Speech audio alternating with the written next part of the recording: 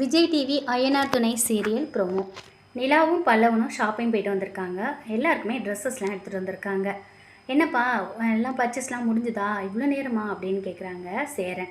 அதுக்குன்னே நிலா சொல்கிறாங்க, ஆமாம் நான் டி நகர் வரைக்கும் போயிருந்தேன், நாளைக்கு ஆஃபீஸ் போகணும்ல, நல்ல ஒரு ட்ரெஸ்ஸஸ்லாம் இல்லைன்னு அதான் போய் வாங்கிட்டு வருவோம் அப்படின்னு சொல்லிட்டு போயிருந்தேன் அப்படிங்கிற மாதிரி சொல்கிறாங்க. சரிப்பா எல்லாத்தையும் முடிச்சிட்டிங்கல்ல பர்ச்சேஸ்லாம் அப்படின்னு கேட்குறாரு. முடிச்சிட்டேண்ணே அப்படின்னு சொல்கிறாங்க. பல்லவன் சொல்கிறாரு, அண்ணே அண்ணி எனக்கு ஷர்ட் வாங்கி கொடுத்துருக்காங்கண்ணே பாருண்ணே அப்படின்னு சொல்லிட்டு காட்டுறாரு.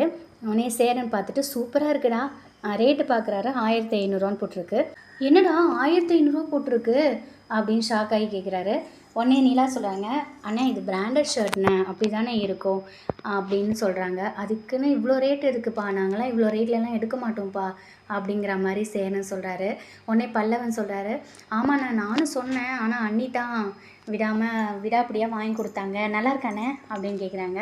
ரொம்ப ரொம்ப நல்லா இருக்குடா அப்படின்னு சொல்கிறாங்க. நிலாவை பார்த்து சேரன் வந்து ரொம்ப நல்லா இருக்குப்பா அப்படிங்கிற மாதிரிலாம் சொல்கிறாரு. இப்போ திருப்பி நிலா வந்து சேரனுக்கு, அண்ணன் இது உங்களுக்கு அப்படின்னு சொல்லிட்டு ஷர்ட்டை கொடுக்குறாங்க. ரொம்ப நல்லா இருக்குப்பா, கலர் சூப்பராக இருக்குப்பா அப்படின்ட்டு ரேட்டை பார்க்குறாரு. 1600 போட்டிருக்கு. என்னப்பா 1600 போட்டிருக்கு அப்படிங்கிறாரு. அண்ணன் விலையை விடுங்கண்ணே, உங்களுக்கு பிடிச்சிருக்குல்ல அப்படின்னு கேட்குறாங்க நிலா. எனக்கு ரொம்ப பிடிச்சிருக்குப்பா, ஆனால் இவ்வளோ ரேட்லாம் நாங்கள் எடுத்ததில்லப்பா அப்படிங்கிற மாதிரி சொல்கிறாரு. எனக்கு ஏன்ப்பா இவ்வளோ ரேட்டு, நான் எங்கேப்பா போட்டுக்கிட்டு போக போகிறேன் அப்படின்னு கேட்குறாரு. ஏண்ணே வெளி தெருவுக்கு எங்கே போனால் போட்டு போகலாம்லண்ணே அப்படிங்கிற மாதிரி நிலா சொல்கிறாங்க. அடுத்தது பாண்டிகிட்ட போயிட்டு ஷர்ட்டை கொடுக்குறாங்க. பாண்டி பார்த்துட்டு இந்த கலர் ரொம்ப அழகாக இருக்குது, நல்லா இருக்குது அப்படின்னு சொல்கிறாரு. உங்களுக்கு பிடிச்சிருக்குல்ல அப்படின்னு நிலா கேட்குறாங்க. பாண்டி வந்து எனக்கு ரொம்ப பிடிச்சிருக்கு அப்படின்னு சொல்கிறாங்க. நடேசன் அங்கேருந்து வராரு.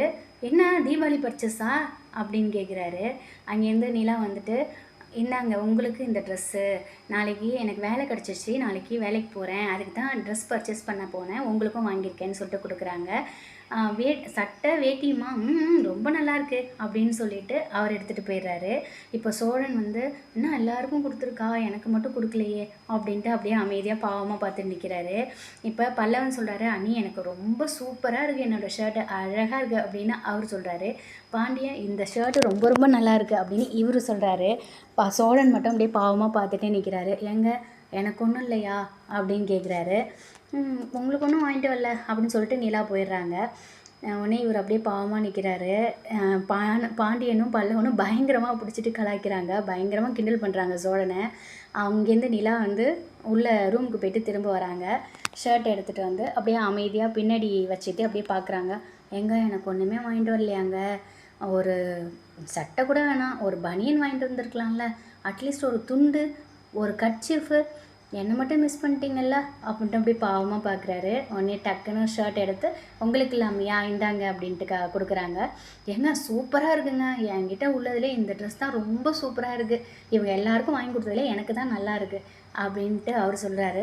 இப்போ எல்லாருமே வந்து ரொம்ப ஹாப்பியாக போயிடறாங்க. அடுத்த நாள் நிலாவுக்கு வந்து ஃபஸ்ட் டே வந்து ஆஃபீஸ் போகிறதுனால சக்கரை பொங்கல் செஞ்சிட்ருக்காரு சேரன். போயிட்டு சோழனுக்கு, பாண்டியனுக்கு, பல்லவனுக்கு எல்லாருமே சக்கரை பொங்கல் கொடுக்குறாரு. என்னண்ணே நீங்கள் என்ன விசேஷம், சக்கரை பொங்கல்லாம் கிண்டியிருக்க அப்படின்ட்டு சோழன் கேட்குறாரு.